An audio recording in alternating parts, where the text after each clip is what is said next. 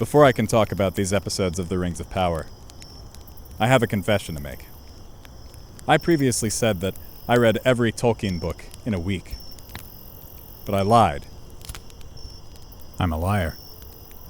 The truth is, I completely ignored several lesser-known but nonetheless influential works. I skipped a lot of really important books like Bilbo's Last Song, Unfinished Tales, even less finished tales, The Silmarillion, Gandalf and the Steak Dinner, Better Call on Sauron, Bilbo's face gets stuck like that, the way how trees got names, Don't Nobody Tell Thorin What I Went and Did, the official Hobbit cookbook, the essential Peregrine Took book, Balrogs Go to Heaven, and many more. But now, having devoured every last morsel of the Tolkien canon, I am fully qualified to blithely recap this streaming series.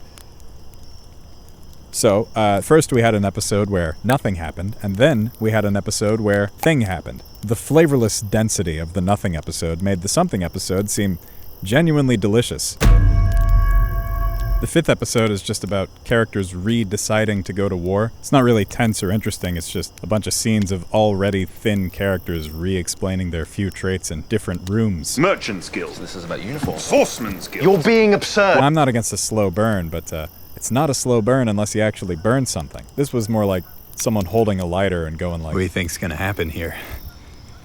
Are you scared? Now, despite all that, I did still enjoy the dwarf portion, asterisk, story qualms notwithstanding. Turns out the light of the elves is fading, but the mithril in the dwarf mountains might have enough magic sauce to keep them going. Now, none of that's from the books, but even still, it feels kind of weirdly literal and video gamey. Tolkien's magic has this kind of wonderfully vague and unrulesy quality to it, but I guess in this adaptation, the elves are more just like wealthy Oregonian crystal witches. The other enjoyable part of the episode was we got to spend some more time with this guy. I'm good. Boy, they sure do want you to think he either is or is not Gandalf. He even hears this girl sing the words, "Not all who wander are lost," words that are frequently attributed to Gandalf, but actually come from a poem that Bilbo wrote about Aragorn. Does Amazon mean to suggest that Bilbo burgled these lines, and that Vacationer's favorite Instagram caption originates from flagrant halfling plagiarism? I can't stand for that. Bilbo is my little buddy, for that reason alone. And also all the other ones. I think this might have been the worst episode so far, which makes it all the more baffling that the sixth episode was probably the best one. It opens with something that feels like a scene, and it's followed by interesting action, like occasionally silly and weirdly violent action, like slowly stabbing children and gushing eye socket blood, and Galadriel promising to commit orc genocide. I guess they figured the kids want to see a Game of Thrones, but still it was all strangely watchable. Maybe because it committed to 2 plot lines instead of jumping unmotivated between 4 of them, and because it ended with something that will have to change the course of the story. If you had told me 2 weeks ago that my favorite episode of The Rings of Power would contain nary a dwarf and would make me like the villain by giving him MCU Loki vibes, I would have said, "What's the Rings of Power?" And then after you reminded me, I would have been like, "Oh, okay."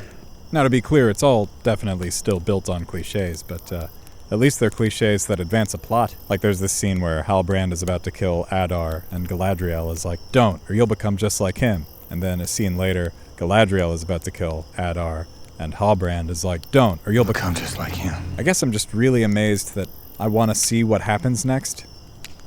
It's like I'm watching a TV show or something. I watched episode 7 this morning, and it was once again pretty good. By comparison.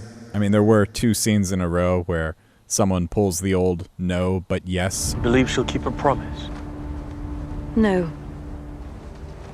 I'm certain of it. You girls aren't going anywhere. Not without me. As much as this show tries to surprise you with little micro twists like that, it's building its drama on a lot of knowns. It's like, ooh, is Isildur dead? No. I saw him die at the beginning of the first movie. Over 20 years ago.